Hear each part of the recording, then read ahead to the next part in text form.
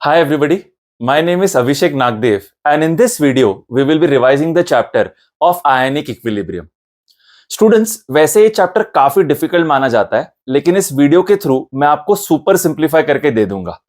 I have divided the chapter into 9 main concepts. So let's begin with the first concept. Yes students, the first concept is about ionic product of water. Students, ionic product of water, that is Kw, is equal to concentration of H plus into concentration of OH minus. तो students equation आता है Kw is equal to concentration of H plus into concentration of OH minus. Guys ये जो Kw की value है it is 10 raised to minus 14 at 298 Kelvin. Guys इस equation को अगर हम लॉगरिथमिक फॉर्म में लिखते हैं तो हमें pH और POH में रिलेशन मिल जाएगा. Guys this relation is pH plus POH is equal to pKw. और गाइस 298 केल्विन पे ये pKw की वैल्यू 14 होती है. सो गाइस हम फाइनल इक्वेशन याद कर सकते हैं pH plus POH is equal to 14 at 298 Kelvin.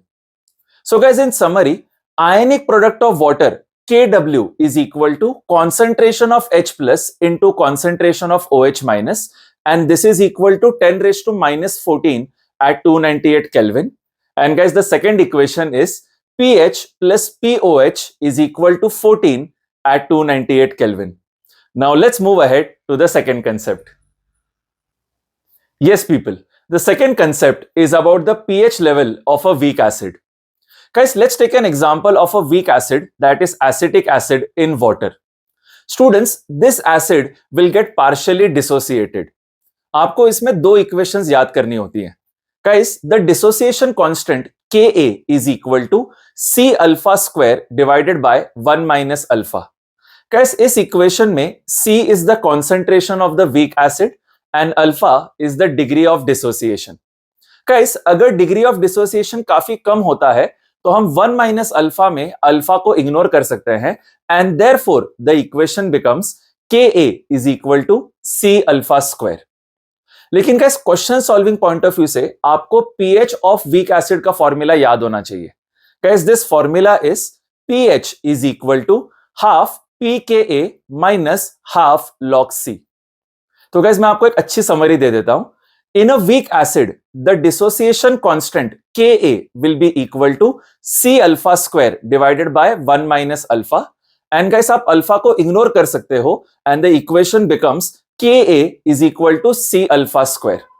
Apart from this, the pH of the solution is given by pH is equal to half pKa minus half log C. With this, we are done with the second concept. Now let's move ahead to the third concept. Yes students, the third concept is about a weak base. So guys, let's take an example of NH4OH in water. This is an example of a weak base in aqueous solution. In this case, the dissociation constant Kb will be equal to C alpha square divided by 1 minus alpha. Guys, C is the concentration of the weak base and alpha is the degree of dissociation. Again guys, अगर degree of dissociation कम है तो आप 1 minus alpha में alpha को ignore कर सकते हो and the equation will become Kb is equal to C alpha square.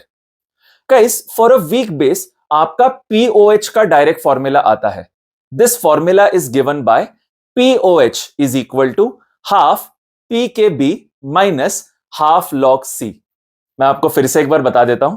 Guys, in a weak base Kb यानी कि dissociation constant becomes equal to C alpha square upon 1 minus alpha. इसमें guys आप alpha को ignore कर सकते हो and the equation will become Kb is equal to C alpha square. And apart from this आपके पास POH का formula होता है for a weak base and this formula is POH is equal to half PKb minus half log C.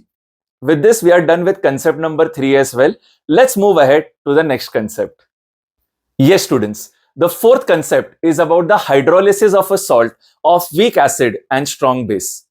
So guys, let's say we have a salt CH3COO minus Na plus.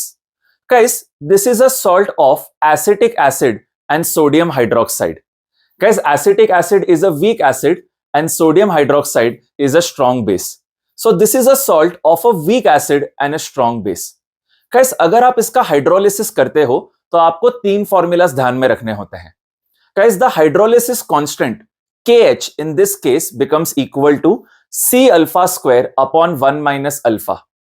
फिर से guys आप 1 minus alpha में से alpha को ignore कर सकते हो and the equation will become KH is equal to C alpha square. इसमें गाइस ये जो KH होता है इसको हम हाइड्रोलिसिस कांस्टेंट बोलते हैं. अब गाइस KH का जो रिलेशन होता है वो डायरेक्टली KA के साथ आप निकाल सकते हो and this relation is KH is equal to KW upon KA. Apart from this guys आपको बस pH ऑफ सॉल्यूशन का फॉर्मूला ध्यान में रखना चाहिए and this formula is pH of the solution is equal to 7 plus half pKa plus half log C. मैं आपको फिर से एक बार अच्छी समरी दे देता हूं. गाइस अगर आपके पास एक सॉल्ट है of weak acid and strong base तो आपका जो सॉल्यूशन होगा वो बेसिक होगा. इसका मतलब आपका जो pH ऑफ सॉल्यूशन होगा वो 7 से ज्यादा होगा. गाइस ऐसे केस में आपको तीन फॉर्मूलाज ध्यान में रखने हैं. The first formula is KH is equal to C alpha square. इसमें गाइस जो KH होता है इसका रिलेशन हम KA के साथ याद कर सकते हैं.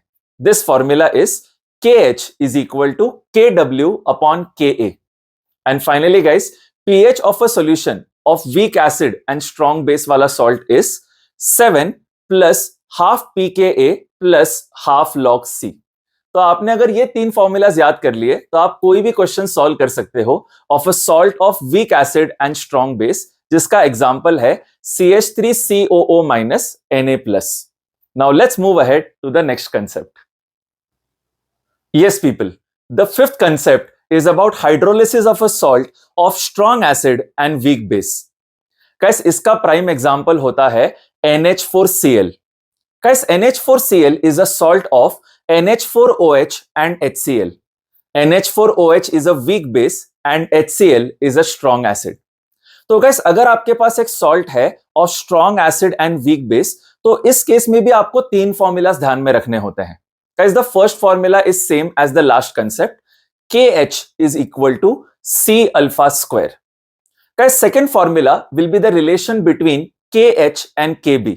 Guys this relation is KH is equal to KW upon KB. And finally guys इस केस में जो pH ऑफ सॉल्यूशन होगा वो 7 से कम होगा बिकॉज सॉल्ट में स्ट्रॉन्ग एसिड है. इस केस में गाइस pH का फॉर्मूला आता है pH is equal to 7 minus half pKb minus half log C. Guys मैं आपको फिर से एक बार समराइज कर देता हूं. If you have a salt of strong acid and weak base तो इस केस में गाइस तीन फॉर्मूलास आते हैं. KH is equal to C alpha square. This KH is equal to KW upon KB. And finally guys, pH of the solution is given by 7 minus half pKb minus half log C. और guys आप एक example याद कर लेना of strong acid and weak base. This example is NH4Cl. With this we have concluded this concept as well. Let's move ahead to the next concept. Yes students. The next concept is about the hydrolysis of a salt of weak acid and weak base. तो guys इसका भी एक example ले लेते हैं. The salt is CH3COO NH4+. Guys this is a salt of the weak acid CH3COOH and the weak base NH4OH.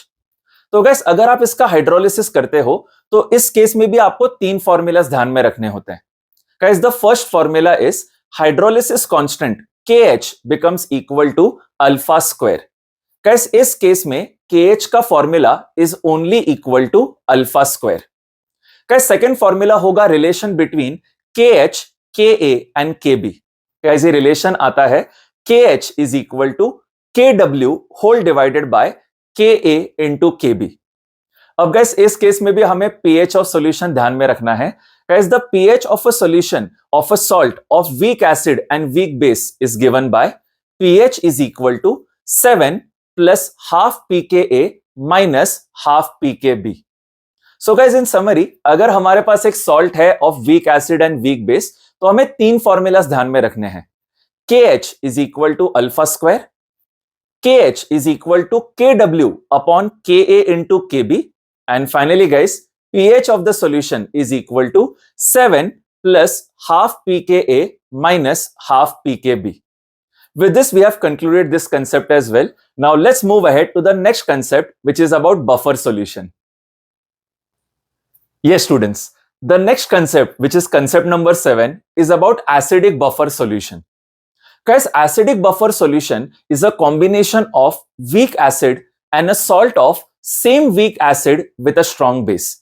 Guys, यहाँ पे important चीज ये है कि जो आप सॉल्ट यूज करते हो वो सेम वीक एसिड का होना चाहिए विद अ स्ट्रॉन्ग बेस. तो गाइस इसका एग्जांपल मैं आपको दे देता हूं. Let's say we have a solution in which we have CH3COOH, which is a weak acid, and along with this we have a salt of CH3COO minus Na plus. Guys, ये जो salt है CH3COO minus Na plus, this is a salt of the same weak acid which is CH3COOH and a strong base NaOH. तो guys, जब आपके पास ऐसा solution होता है जिसमें आपके पास weak acid होता है and salt of same weak acid with strong base होता है, तो ऐसे solution को हम बोलते हैं acidic buffer. Guys, इसमें आपको डायरेक्टली बस pH of solution का फॉर्मूला याद रखना है. Guys, ऐसे केस में pH of solution is given by pH is equal to pKa plus log of concentration of salt divided by concentration of acid. So guys, in summary, acidic buffer solution का example है CH3COOH plus CH3COO minus Na plus.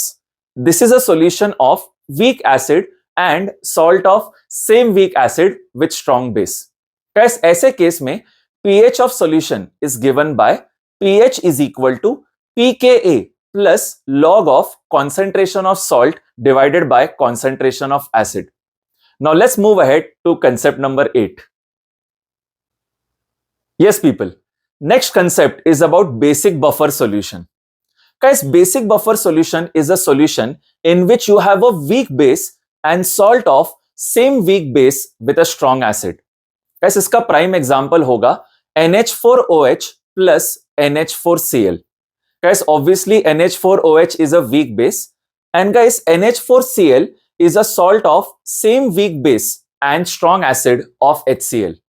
तो guys ऐसे case में हमारे पास एक POH का direct formula आता है. This formula is POH is equal to pKb plus log of concentration of salt divided by concentration of base. So guys, in summary, basic buffer solution is a solution of weak base and salt of same weak base with strong acid. The example is NH4OH plus NH4Cl. Guys, ऐसे case में POH of solution is given by POH is equal to pKb plus log of concentration of salt divided by concentration of base. Now let's move ahead to the last concept of this chapter.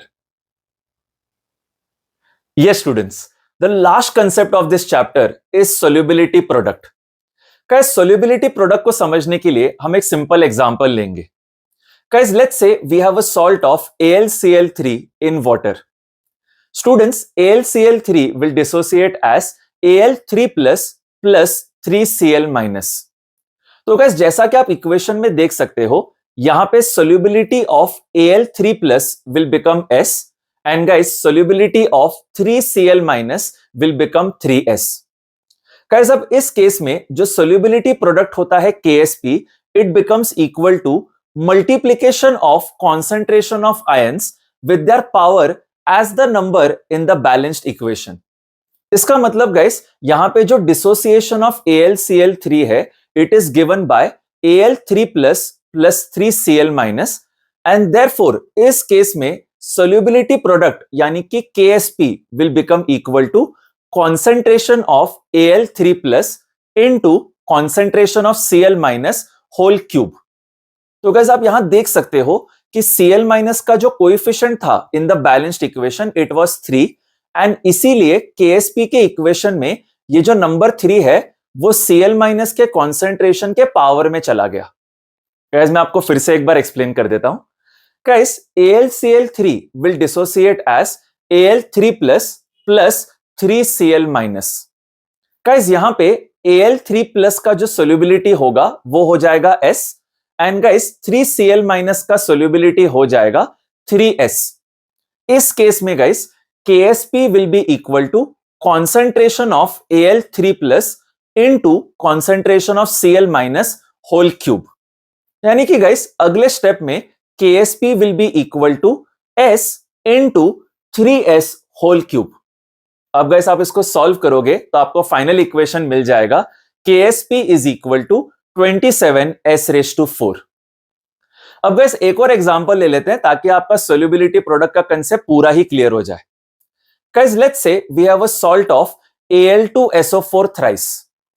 Guys, Al2SO4 thrice will dissociate as 2Al3 plus 3SO4 2 minus. अब guys आप equation में देख सकते हो that the solubility of 2Al3 plus will become 2S and the solubility of 3SO4 2 minus will become 3S. अब guys इस case में KSP will be equal to concentration of Al3 plus whole square into concentration of SO4 2 minus whole cube. Guys जो हमारे numbers थे in the balance chemical equation उसी को बस power में लिखना होता है। तो गाइस अगले स्टेप में यहां पे KSP will be equal to 2S whole square into 3S whole cube. अब इसको सॉल्व करके गाइस आपको फाइनल आंसर मिल जाएगा KSP is equal to 108S⁵. So with this we have completed the last concept as well और हमारे इस chapter का पूरा रिवीजन हो चुका है। Guys, I hope you had a lot of fun learning these concepts और आपको सब concepts easily समझ में आ गए हैं। Till then, stay happy and positive and I will see you in the next video.